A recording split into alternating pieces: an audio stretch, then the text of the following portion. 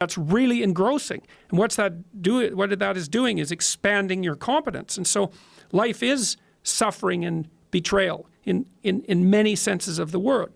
But you can adopt a way of traversing through life that is more powerful than the tragedy and the malevolence. I agree, and I say to many people that what is going on in your life is you have a series of human reward systems that are in your body, encoded in your body, in your genetics, and it's the reason why human beings survived to 2018. And in order to be happy, you have to feed those things. You have to feed all of them. You have to feed the one that wants to overcome difficult tasks. You have to feed the one that wants to solve problems. You have to feed the one that wants to be with a loving tribe of people that you care about. You have to feed the one that wants to procreate. You have to feed all of these things. You have to feed the love. You have to feed the competition. You have to feed the discipline.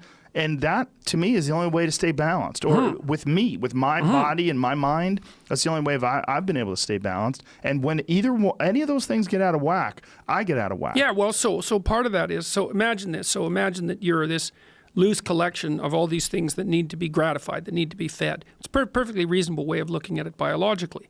Okay, so now you have to conjure up a mode of being that satisfies all those necessities simultaneously. But then, and this is a technical explanation of why the postmodernist insistence that there's an infinite number of explanations turns out to be wrong, an infinite number of interpretations. There's a very finite number of viable interpretations. So the first constraint is exactly what you just said. You have these inner demons, let's say, all of which need to be satisfied. But they need to be satisfied in a very particular way. Not only do they need to be satisfied today, but they need to be satisfied today in a way that doesn't interfere with satisfying them next week, next month, next year, and in a decade. So, because there's no point in you betraying your future self to gratify your present self. Right. It's a stupid game.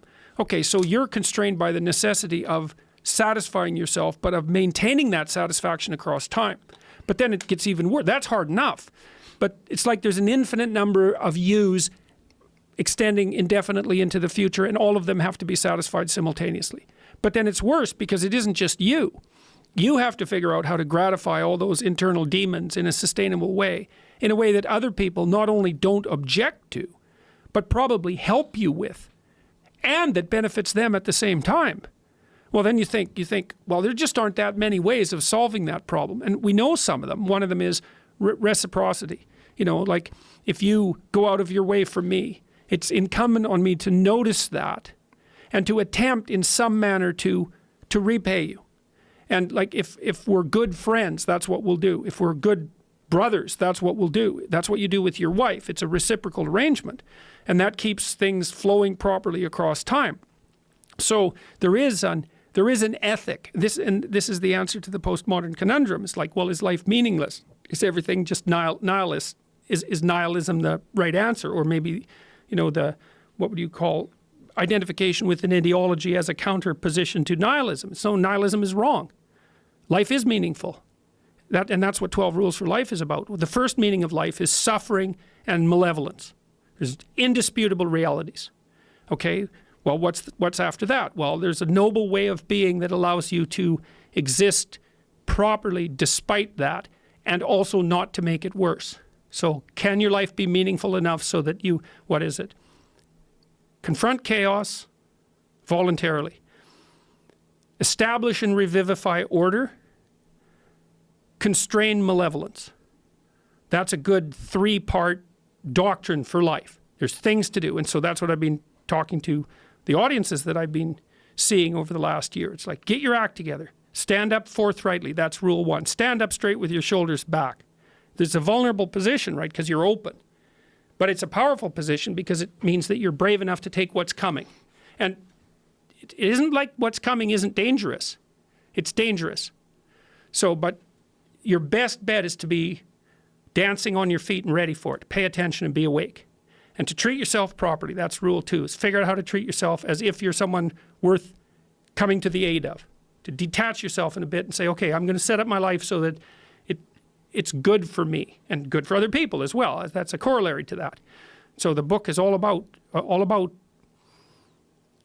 the meanings of life. the negative meanings, suffering, malevolence, those are indisputable realities. And then a motive being that integrates the sorts of things that you were talking about, these underlying needs, with everyone else's, and like doing that voluntarily. It's a call to responsibility and meaning. And I actually think it's not the thing that's been so exciting for me for the last 3 decades looking into these things is that I believe that there is a genuine human ethic. It's not arbitrary. It has to do with reciprocity, for example. It has to do with honesty. That's another thing, is that you should speak the truth, because your life turns out better if you speak the truth, and so does everyone else's. So in this biblical lecture series I did, I looked at the first chapter in Genesis, and there's a theory in there. It's a really interesting theory. And the theory is that there's 3 parts to being. There's chaos and potential. And that would be like the potential you should live up to, because everyone says, well, you should live up to your potential. It's like, what the hell's that? You can't measure it or touch it or taste it or feel it. It's this hypothetical thing that everyone regards as real. It's like the future. What's the future? Well, it's not here yet. You can't measure it. What makes you think it's real? Well, we act as if it's real, and that seems to work. So there's potential. That's one. That's chaos, chaotic potential. Then there's order, and that's the structure that you need in order to confront the chaos. And you'd be born with that biologically. And then there's your ability to call forth from the potential new order. And that's what you do with your speech. And that's what happens in the first chapter of Genesis, is that God order, let's say, uses the power of truthful speech, that's the logos, to transform potential into order. And that's what people are made in the image of. So there's this theory, it's a lovely theory that's laid out right at the beginning of the Bible that says that if you tell the truth, you transform the potential of being into a habitable actuality. That's how it works. So you say, well, how do you make the world better? Tell the truth. Because the world you bring into being as a consequence of telling the truth will be a good world. And I believe that's true. I think it's true metaphorically. I think it's true theologically. And I think it's true like at the practical and scientific level as well. I think it's true in all those levels simultaneously. So that's been ridiculously exciting to sort through. I think this notion, and one of the things that you said that I think really resonates, is that there's not a voice out there that is advocating for responsibility, and that is talking about how important this is. And I think this is an inherent principle that most people are kind of aware of, and it feels good to them to hear. Like, it resonates. You feel it. When you're saying this, clean your room, put your house in order. People are like, yeah. How come I'm not hearing this? Right. How come I'm not hearing this? Well, it's so funny because one of the things psychologists have done for the last 20 years, especially the social psychologists, is push this idea of self-esteem. You should feel good about yourself. And I think, why would you tell someone 20 that? It's like, you should feel good about who you are. It's like, no, you shouldn't. Why should you feel good about who you are? It's like, you should feel good about who you could be. That's way better, because you got 60 years to turn into who you could be. But wait a minute. Are you what your accomplishments are, or are you this individual going through this journey? I mean, I don't think there's anything wrong with feeling good about who you are, as long as it's tempered by an understanding of potential and what you have accomplished versus what you can accomplish. Well, I think having confidence is a big part of it. It is. And I'm not saying that people shouldn't have confidence, but like often you take young people, say they're 16 to 22, and they're not really feeling that good about who they are. Right. Because their life is chaotic and in disorder, and they don't know where they're going, and they don't know which way is up. Also, there could be bad parenting, bullying. Yeah. Oh, yes. There could be a lot of abuse going on. And I think that's one of the reasons why that resonates with people, this idea of be happy about who you are. Right. Feel good about who you are. Right. But the thing is, it has to be stated with precision. It's like, yes. It's like you should treat yourself as if you're valuable, especially in potential. But you should concentrate on who you should become, especially if you're young.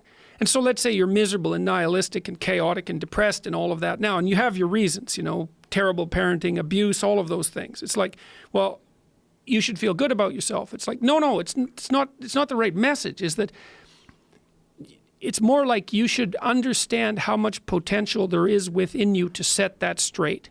And then you should do everything you can to manifest that in the world, and it will set it straight. And that's better than self-esteem. It's like, you're in a crooked, horrible position. Okay, fine. There's a lot of suffering and pain associated with that. Yeah, you can't just feel good about that because it's not good. but you can do something about it. You can genuinely do something about it. And I think all the evidence suggests that that's the case. Yes. So I'm telling young people, look, no matter how bad your situation is, I'm not going to pretend it's okay. It's not okay. It's tragic, tainted with malevolence. And some people really get hurt by malevolent people, like, terribly hurt. Sometimes they never recover. It's really awful. But there's more to you than you think. And if you stand up and face it with a positive, with a noble vision, with discipline and intent, you can go far farther to overcoming it than you can imagine. And that's the principle upon which you should predicate your behavior. And I think that one of the things that's really nice about being a clinical psychologist is that this isn't just guesswork. Like, one of the things, we know two things in clinical psychology. One is truthful conversations redeem people. Because if you come to a clinical psychologist whose worth is salt, you have a truthful conversation. The conversation is, well, here's what's wrong with my life, and here's what caused it. Maybe it takes a year to have that conversation, and both of the participants are doing everything they can to lay it out properly. Here's how it might be fixed. Here's what a beneficial future might look like. And so it's a completely honest conversation if it's working well. And all that's happening in the conversation is that the two people involved are trying to make things better. That's the goal. Let's see if we can have a conversation that will make things better. Okay, so we know that works.